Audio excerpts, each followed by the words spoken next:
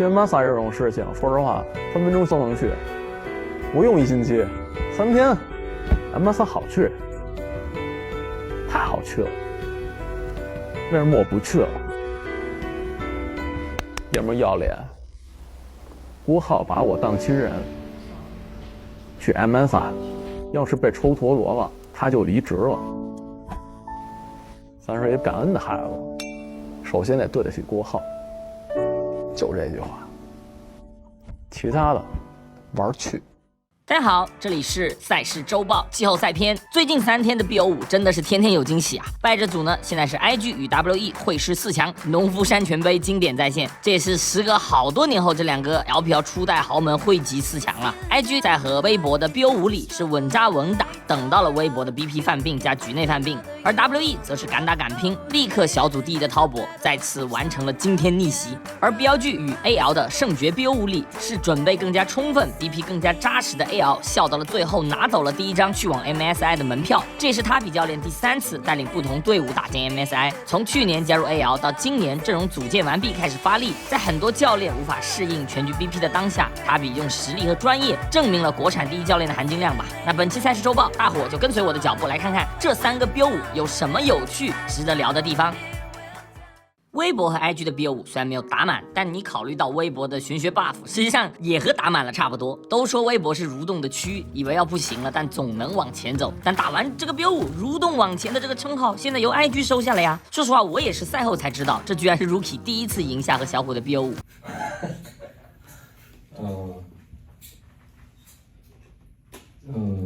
就感觉就一直以来嘛。就我什么事自己不敢相信。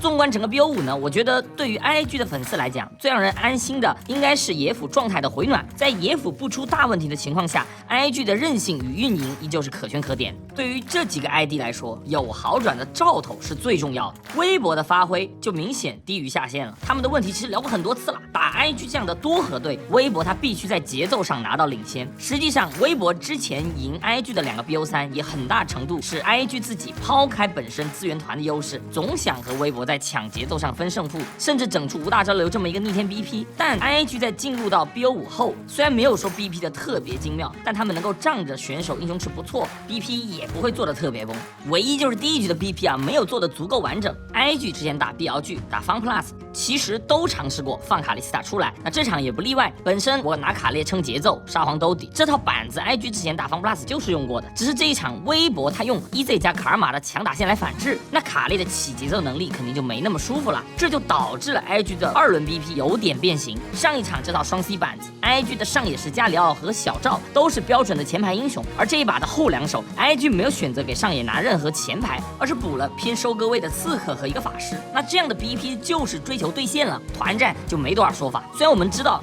德帅他有阿罗拉打格温这么一个选择，兑现也确实会出效果，但他实际上胜率并不高，不是不高，而是根本没赢过。所以我看到挺多朋友说，第1把其实算是战略放弃，纯烧微博的英雄池，但我感觉做好放格温烧阿罗拉是 OK 的。可拿纳亚菲利就有点没必要了，还不如抢猴子呢。3郎呢，天不算爱玩，胜率也不高，而杰杰虽然有熟练度，但不是很配阵容，真不如整个能开团的前排。相比微博下路是强打线，但有格温都后期，打野也补了一个猴子的开团，微博一优势，基本 IG 就还不了手了。比赛过程也是如此，下路拿不到线的情况下，上路即便有优势，也要被迫换线。IG 也是很经典的被碾压的锤了一把，但到了第2局开始，甚至到第3局，微博他连着下了2盘臭棋，选的阵容都很差劲。在1抢卢锡安的情况下，看到女枪没有马上补布隆，而是来了个老黑打兰博，然后第5手还是加里奥。整个阵容手又短，数据又低，而且还没线权，滚节奏都没法滚。而且 IG 还拿到了波比，属于是 BP 完，看着这个乌龟阵容，微博就一眼等死了。到了第3把呢，微博想自己拿位，所以去办了霞，逼 IG 在维鲁斯和位中2选1，而 IG 是我果断给你维鲁斯 ，Light 的维鲁斯之前还行今年确实是一语成谶。我不会玩维罗斯，这个我教不了。而呼吸虽然很多英雄能玩，但打的晒他很多真不敢玩。比起自己胜率只有20%的掘墓，他更愿意去玩赛恩去抗压。但这样中期边线肯定是掘墓更舒服的。而且到了第3局，小虎的英雄池已经有点空了。这里杰杰出了莉莉娅后，其实天是可以选择走一个正常的坦克去抗压，然后给小虎拿发条这样的法师，阵容起码看着顺眼一点。但整个 build 我感觉天是想在野区干穿杰杰的，他不想让自己弱势对位。可没有永恩和亚索的情况下，小虎要拿 AD 中路就只有经典飞机了。而出杰拉虽然刷野不输莉莉娅，但我感觉还不如拿火男呢。主要杰拉是要打野区压制的，如果只是普通刷野，杰拉团战作用是完全不如莉莉娅的。这把微博算是3盒，但飞机走中这个版本很非主流，而 Light 的维鲁斯和天的杰拉，你就感觉微博这3盒很虚。比赛的过程也是很经典，之前很多队伍打 IG 会拿那种肉坦去扛德晒的对线，然后我打野无限来抓德晒，目的就是为了养肥打野嘛。这个思路其实考验的倒不是上单，而是打野位的雪球能力。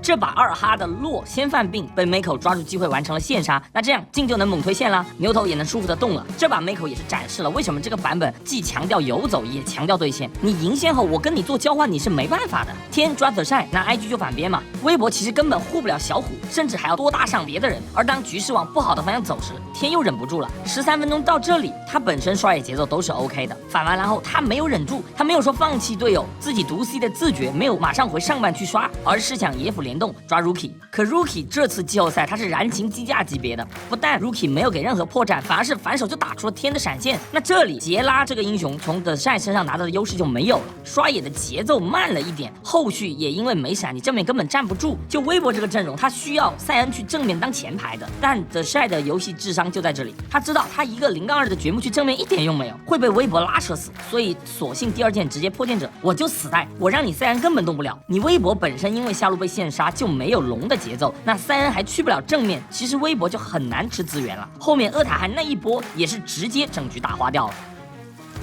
在 IG 率先拿到赛点后，微博的第4把我认为是做了整场最整体的一局 BP。在1强卡杀后，给呼吸拿到了自己最爱玩的朗姆。在 IG 是杰斯加猪的情况下呢，小虎也1抢代班了塞拉斯，然后2轮搬掉了 AP 输出的炸弹人和保护很厉害的硬辅，逼着 IG 变成菜刀队。IG 拿了没有落的丹霞，虽然对线能打卡杀，但团战里会被微博的巨魔恶心，加上万豪一拿呀，微博虽然没有说选完就赢，但起码比前2把的 BP 要好太多了。虽然对线端没有特别舒服，但团战逻辑和滚节奏的能力是足够完整的。当然 IG 拿的也不算差，尤其是巴德嘛，能推线游走动起来他很关键。微博阵容虽然整体康博很多，但如果只论对线，3路都不是那么舒服，很容易被慢盾。巨魔呢也不是一个好 gank 的英雄，同等级经济的刷下去，肯定微博是不能接受的。所以前期呢一定要起节奏，这野区是一定要入的，但怎么入就很讲究。这把我们细聊一下野区攻防。先看1级啊，在 IG 的视角里，他们认为微博放出杰斯应该会对杰斯有针对，但保证杰斯的优势。猪妹是直接1级就来帮做眼了。而其他人呢，则采取了防守站位。而微博这边天名牌进 F6给眼抓猪妹动向，下路组更是仗着万豪和塞拉斯1级的强势，直接开扫描入野。这里天他看到了 Rookie 做的防守野，还故意啃了一下，应该是想装作自己在上半区的一个样子。但 IG 没有被假动作影响，视野补得很快。他们感觉到微博就是很想入野区的，毕竟猪妹野区完全打不了巨魔嘛。但都1级的情况下，猪妹又可以拖着巨魔在这里挂机。正常对线下 ，IG 中下都是可以抢2的，杰杰可以等支援。但微博的入野它是有设计的，下路在 Mako 的 Q 技能落空后，2哈的万豪马上闪现拉，跟你做技能交换，这就是纯给压力了。如果 Gala 不给闪，那你就掉状态，线和野区你只能全放。而即便你交了闪保状态，微博下路也因为这波前压能顺利抢2。虽然导播没有给画面，但可以看到万豪已经抢到草丛了。这种情况下，微博下路完成了抢2，马上可以反哺野区。但这时巴德的价值来了，巴德的被动捡破烂他是有经验的，一个木林20点经验呢。而 Mako 不知道什么时候吃了点木林 ，Gala 虽然没有2级，但巴德是同步2级了，哎，这就非常关键。所以后续这里 Mako 能第一时间去支援野区，如果他们稍微慢一点，这个草丛提前被万豪踩住，那巴德就得绕这边了，这样猪妹连拼惩戒的机会都没有。可即便如此呢，微博还是有视野优势的，草里有眼的优势，让天的巨魔在拼场上稳稳拿下。这波我比较疑惑的还是天2级后居然没有学柱子，不然猪妹我感觉是要死的。最终 IG 也是丢2组野加亏2个闪收尾。从上帝视角看，杰杰还是应该认点亏换野区的，毕竟猪妹打巨魔还是太烈了，加上辅助又是万豪，微博明摆着想从下半区开刀，杰杰认点亏去换上半区保德晒，我觉得更稳当一点吧。巴德加霞真没那么怕越塔吧？当然站在实际对局的角度，这波确实也有操作的机会，只能说微博的前期设计已经有了效果。而且我们可以注意到，由于 Rookie 先来支援，让小虎逮到打了一套。塞拉斯打永恩这个对局呢，永恩如果打一波，那肯定比塞拉斯要猛。但如果大家都是半血，塞拉斯由于爆发更高，所以反而会有主动权。加上之前中路兵线他往 Rookie 的塔下推，塞拉斯率先抢到了3，所以小虎获得了先推的权利。小虎果断入侵 F6，想确认猪妹的位置，给天后续反红 buff 提供基础。杰杰他没办法，你这个时候不可能要 Rookie 来帮他守红，硬抠就是害人嘛，只能是含泪被天反红。可实际上呢，微博应该是错判了杰杰的位置。小虎入野找猪妹的时候 ，IG 本身就有防守眼看到，所以小虎应该是没能第一时间看到猪妹，而后打探照呢也没有看到猪妹的位置，所以天他是很疑惑的。F6 被猪妹吃了，可上半区还有2组野，那猪妹会在哪儿呢？所以天马上在红的后草补了一个眼，觉得猪妹可能在这里蹲。微博此刻在 IG 的野区做了3个眼了，可都没发现杰杰，所以当天打完红还依旧没有杰杰的消息时，他的第一反应是杰杰换野区了。既然蓝区的也没能抓到杰杰，那么杰杰的路线很有可能是残血回城，然后 F6 3狼，然后反天红 buff 的这么一个反绕。所以天在狂点自家红区的地图，想让2哈去确认下，甚至天自己也在回防红区的路上。本来杰杰不一定敢抓上的，假如巨魔他往上半区这里走，他交 Q 抓人，很有可能会被巨魔粘到死。但 F6 的防守眼看到了巨魔信息，这反而有了机会。这波呢，两边上单操作都拉满了，都很极限，但最终是呼吸靠着操作跑了。那这波杰杰就更烂了，就前2波野区交手，只能说阴差阳错吧。巨魔无压力吃掉上河蟹，此刻巨魔4 buff 开局已经是要无敌了。可天后续的野区规划出了问题，给 IG 喘了一口大气。这里我们看到巨魔吃完河蟹后的路线，猪妹残血100%要回家，此刻他只能去下半区嘛。而巨魔家里还有很多组野，那这里有3个思路：第一，直接从中路逛去下河蟹，帮小虎恶心下 Rookie， 趁着这波回推线控下河蟹，然后再把红区2组野清完。但由于下路此刻被回推，杰斯可能顺势换线来下，所以这属于高风险与高收益的决策，要看后面两边在河道的操作。实际上 Mako 也是很灵性的游走到中路去顶线了，所以天不选择这个路线是 OK 的。第二呢，就是蓝区3组吃完，直接回家补给，出来再把红区刷完，利用野区优势控龙，这是标准野河思路。这个路线的好处是什么呢？补给出来的 F6 也刷了，野区它是顺着的，天甚至可以说吃完红继续入侵杰杰的蓝区给压力，即便 IG 他硬保野区，巨魔入侵被驱赶了，但自家也有2组野怪可以吃，发育是不会落下的。但天偏偏选择了第3种全刷。野区规划这个东西呢，我很难跟不玩打野的朋友说清楚，只能给大伙一个笼统的概念，就是这个版本，注意是这个版本，你是尽量要保证你的半区2组也是在一个时间段刷新的，而天往下顺刷，结果就是 F6 和石头人的刷新时间它并不一致了，同时它也没有足够的时间去入侵。如果按我说的路线2这种常规野河刷野思路，那么当杰杰在下路当完保镖要回去刷野的时候，天在下半区就是无敌的，补给完我想刷野就刷野，想入侵就入侵，想控资源就控资源，第一条龙是稳稳控住的。而这场微博的第一个伏笔就来了，现在呢天刷完红区到达5级，但他缺一个回城回合啊，而龙又已经刷新了，这时天如果回城补装备会错过吃龙的节奏，因为前期的反野花了太多的时间了，这个时间你回去补给就得去看潮虫了，第一条龙的节奏就错过了，所以天选择赌一波，我变奏明牌去下路给有限权的晒压力，我压一下你然后控龙啊，这个思路好像没问题。因为在微博的视角里，此前杰杰和2哈在河道碰面了，猪妹仅3级啊，天完全能判断出杰杰需要往上刷补发育，但天忽略了他刷野的效率是很慢的。杰杰虽然落后3组野，但他复活出来吃的是第2轮复活升级过的野怪，第2轮野平均比上一轮要多15%的经验，这样杰杰直接是3组野就从3级大圆满升到了5级出头，持平天了呀。而天由于又去下路给压力，他又没有补装备，所以小龙吃的速度特别慢，那都是5级，猪妹还多一个宝石，我中路也有限 ，IG 肯定不想放了呀。所以当 IG 中野来的时候，天已经没法了，此时只能让龙，这就是野区规划自己做出了问题。但天后面的操作呢，又把局势拉了回来。这里 IG 仗的巴德有传送门，上辅率先抢了河道的位置，可巨魔的柱子卡的位置和时机又很完美，本来杰斯可以换完一波血后做门走的，这样被卡下来就反而掉点了。那微博又有了上牌桌操作的机会，萨拉斯也能处理完线过来的嘛。但后续天这里操作又可惜了，如果闪现躲掉了巴德的 Q， 直接 Q 成猪妹你很难拼得赢他，那 IG 又直接爆，但很可惜闪现没躲掉。这样 IG 就把第一条龙守了下来。当然人头交换下来，微博肯定还是赚的，但拿到优势和拿到胜势肯定还是有区别的。只能说两队的这个BO5这种意外惊喜还是太多了。微博就是会找节奏拿优势，但转化成胜势的能力太差，纰漏太多。后面天也是很经典的，还是不顺刷清蓝狙，而是吃完 F6，仗着自己6级入侵蓝 buff 给压力。虽然蓝 buff确实被巨魔反到了，但由于中路是被回推的，微博他没有线，加上自家野怪基本没清，在两边打野都6级的情况下，这波潮虫微博又是只能让了。你巨魔没闪，面对6级的猪妹你抢不了位置啊！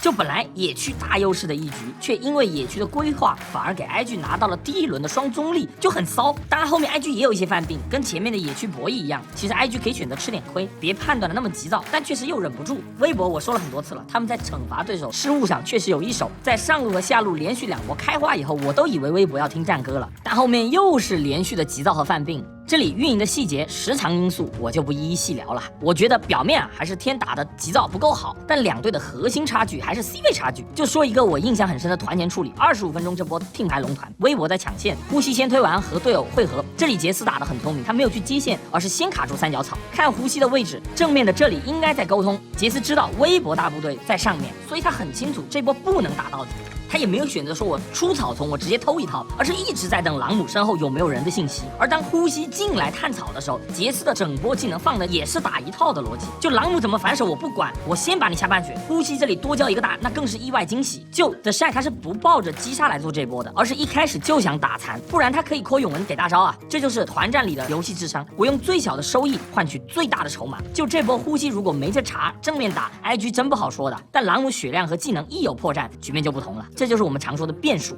The Shy 看上去是刀尖舔血，但他有他的底层逻辑，他不是巧合，而是真正的阅读了游戏后抓住对手的失误创造的变量。相反，微博这边的 C 位在团战中能创造的变数真的太少了，所以你就感觉微博的团战打得很闷。Light 的卡莎这把5-0的开局啊，但一点声音没有，冲阵的体系反而没有看出团战队伍在冲哪里，只能说 IG 在这种出乎意料的惊喜上确实很有一手。说实话 IG 能走进4强确实是他们硬实力是够的，整体来说虽然依旧有失误，但确实队伍的亮点也不少。所以 IG 这个队伍啊，我其实很纠结，如果他们状态好，他们能够做到发挥冰岛的优势和仁川的优势，可如果状态差，那就是冰岛的犯病加仁川的犯病了。只能说这或许就是 IG 的魅力吧，很有趣，也期待他们和 WE 的那场 BO5到底会是发挥上限还是发挥下限。其实本来我的原定计划是我就复盘一下 AL 和 BLG 的胜决， IG 和微博还有滔博和 WE 的比赛都不做，但不得不说啊， WE 这场激情的以下课上确实让我忍不住想聊一下。其实关于游戏内的部分我反而没啥好说的，大伙也看得出来嘛，看似3-2，实则4-1。除了第一把滔博拿到能够发挥卡纳比上限的阵容外，其他4把你看不出滔博是常规赛第一。不能说没有技战术的问题，但关于滔博选手这方面的很多话，说真的聊得太多了，所以我就只讲一个点吧。关于滔博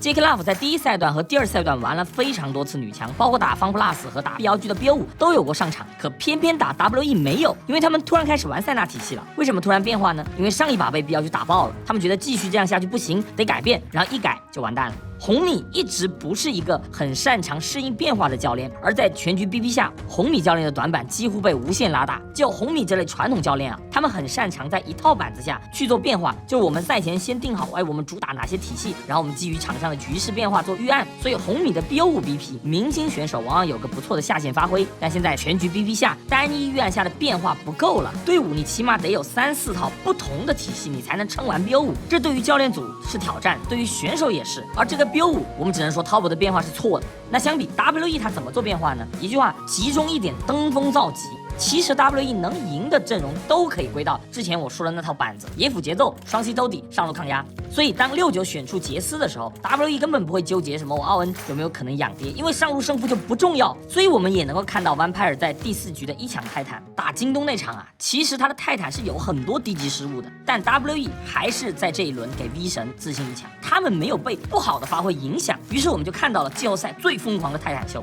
WE 我觉得比滔博强就强在他们真的足够坚定，他们反而是心态上更稳定、更强硬的一方。上一轮没打好又怎么样呢？第5局 solo， 在知道蓝色方很重要的情况下 ，Monkey 就是主动喊出，哎，我来 solo， 我去承担这个责任。队伍给我的战术地位高，队友信任我，那我关键时候就该站出来。就 WE 这个队伍，从第1赛段全败到第2赛段拼死进登峰组，到现在击溃京东、滔博2支明星云集的银河战舰，靠的是什么？就是敢搏命。BO5过去是高容错，但随着全局 BP 的加入，实际上你打到后面比的其实是气势，因为打到第5把，阵容大概率是熟练度很低的，此时个人失误很容易影响全局。那你心态和气势真的很关键了，你敢不敢操作？你敢不敢主动？所有队伍他都有自己的舒适区啊，但打到第4、第5把，即便是强队也很难有足够的牌去支撑了。那你这时还是得靠临场，得靠脑子，而这个脑子是队伍对于悬崖边上我最擅长什么的思考。WE 靠谁啊 ？Monkey 到现在呢拿了15次 MVP， 但大家知道他玩了多少个不同的大英雄吗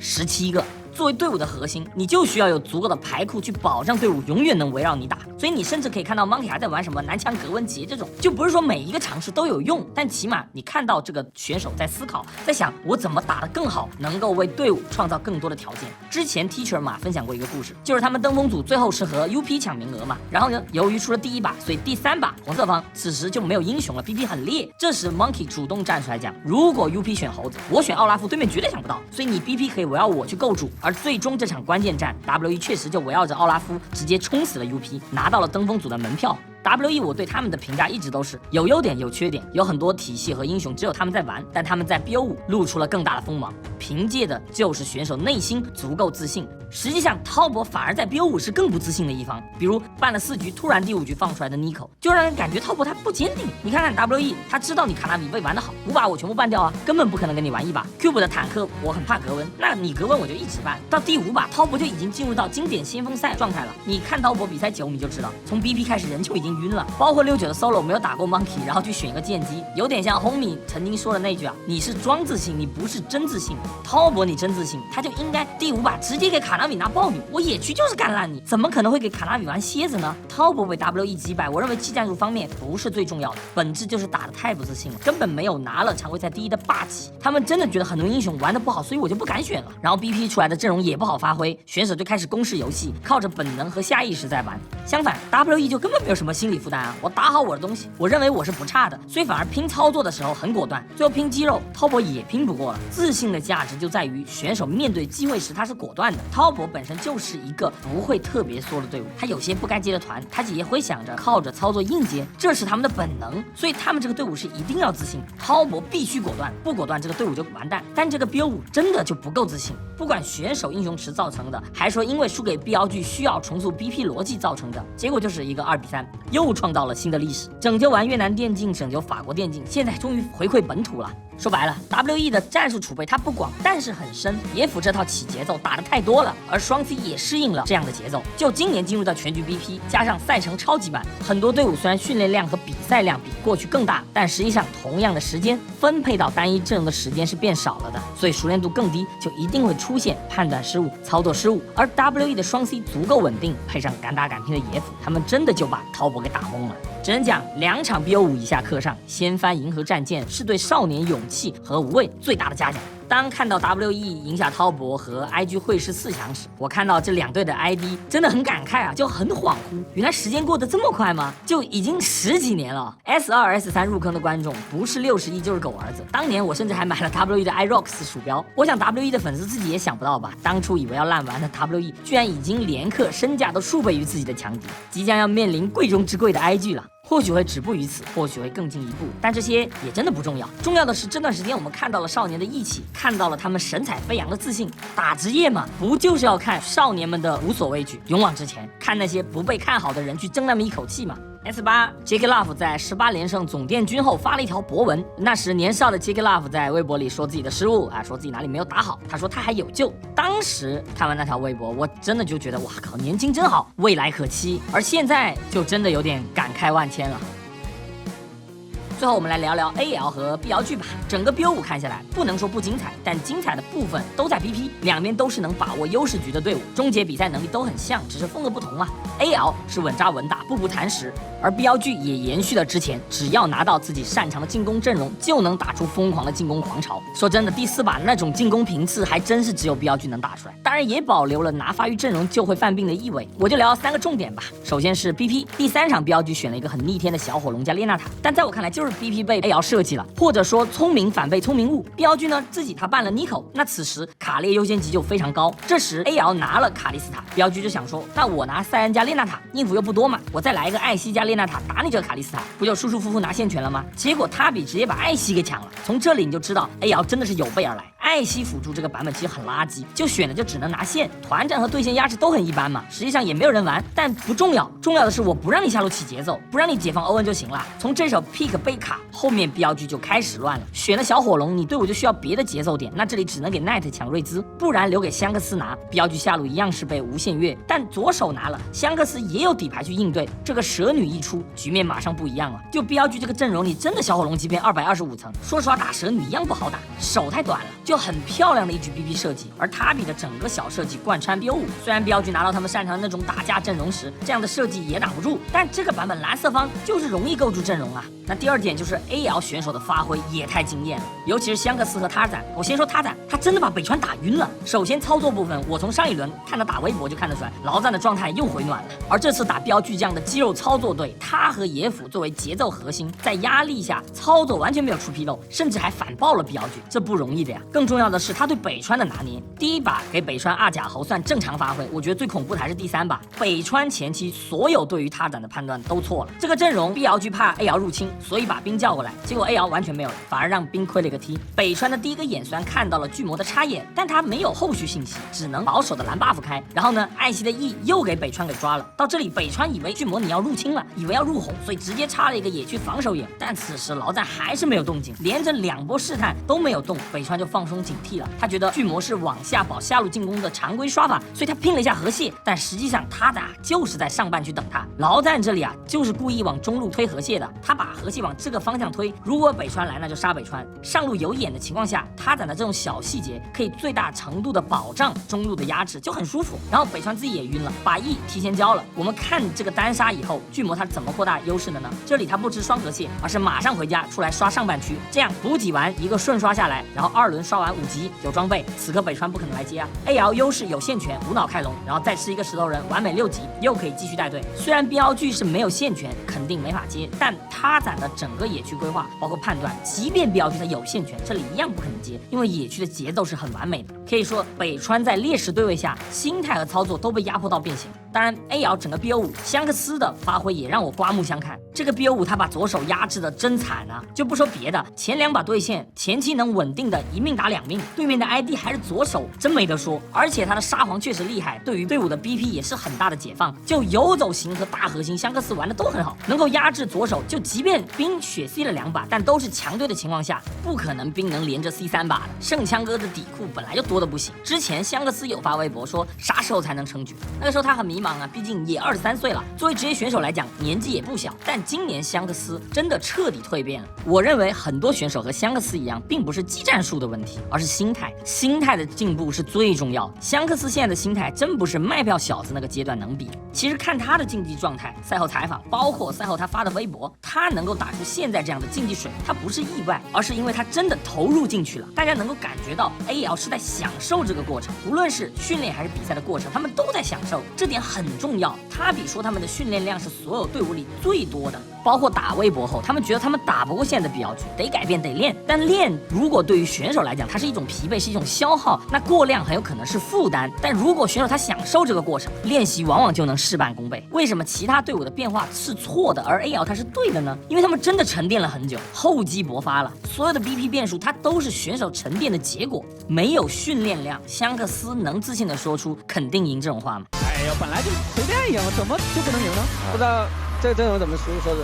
AL 我想这个 BO5展现最大的就是队伍的安全感，他们的氛围能够让选手持续的进步，享受这个变强的过程。像圣枪哥和勇哥这种很职业很成熟的选手自然不必多说，他们知道怎么做，知道怎么提升。但对于香克斯这样一直比较成绩低迷的选手来讲，包括 Kale 这样的韩援，他是需要一个好的氛围环境去得到自信的。就不知道大伙有没有发现，今年 AL 的节奏是靠前队伍里最少的。滔博、IG、BLG、京东其实都出现过各种低迷、各种事件、各种版本变动导致的不适应，这是肯定的。但 AL 你就感觉整个队伍基本就内部消化完了，他们很踏实的去解决队伍遇到的一个又一个的问题。所以我今年跟大伙讲嘛，AL 这个队伍你不用去看他输这一场输那一场。我之前周报聊 AL， 很多朋友看 AL 输一场就开始质疑上线，但我说了很多次，真别急。AL 现在的状态，他就是在持续进步的。第4把被杀的都想投降了，但 AL 的大伙都还是挺乐呵的。下一把呗，他们不会说因为输一把而怀疑自己、怀疑队友。这种团结的氛围，我觉得反而不用去想什么上线不上线的问题。未来 AL 能够进步到什么程度，我不知道，但我确实很喜欢他们这样的踏实、享受思考的氛围。所以我对他们就是先相信再质疑嘛。即便后面输了，我觉得也不会担心他们会气馁，因为他们真的想进步、想变强，这种心气在当下环境尤其可贵。就算最后输了又怎么样呢？就像香克斯的微博说的，曾经打出耻辱的0-16也是他，活在当下，只想好现在。这些话不仅仅是口号，我相信香克斯就是这么想的，这么做的。接纳不完美的自己，变强是永无止境。选手们不用担心发挥不好一场就被斩杀，他比也不会因为多差一场 BP 就要丢工作，享受比赛，更享受赛后进步的过程，够了呀。这样的 AL， 我认为值得更多的观众支持和喜欢。就像他展的赛后微博说的，打职业我尽力了，我用尽所有的时间和精力，真正的去思考和投入到游戏里，所以当结果真的来临时，我不会后悔，我也能够直面结果。这是一个成熟的职业选手，这是一个值得敬佩的队伍。哪怕未来的故事不一定是以 S 冠收尾，可被喜欢从来不是因为赢到了最后，而是因为选手们在竞技的过程中展现了某些可贵的模样，所以我们想要见证他的故事。我也希望更多的选手和俱乐部去思考和吸收一下 AL 是怎么从一个不怎么行到去年的伪强队，到现在一步一步变成强队的。这样的故事和选手多了， LPL 才会越来越好看呐。当然BLG也没有必要因为失败而气馁，输了就是输了嘛，关键是能学习到什么。这场比赛对于他们的启发，我想会很大。最后我想说一点，就是时代可能真的要变了，全局 BP 的到来会让整个队伍的赛选和 BP 的底层逻辑发生变化。抱着之前的思路不去改变的选手和教练，很有可能会被拉开很大的距离。虽然我现在也不是很摸得明白，包括现在大伙都在想着洪思方怎么去 BP， 但我觉得几场爆冷下来，已经说明了 BO5 对选手的储备、教练的应对要求有多大了。在未来，过去很多公式化的教练，很多只能待在自己舒适区的选手，如果真的不跟上，那就真的要被淘汰了。那本期内容就这么多，我是袁某人，喜欢看比赛的观众可以关注一下我，我们下期不见不散，拜拜。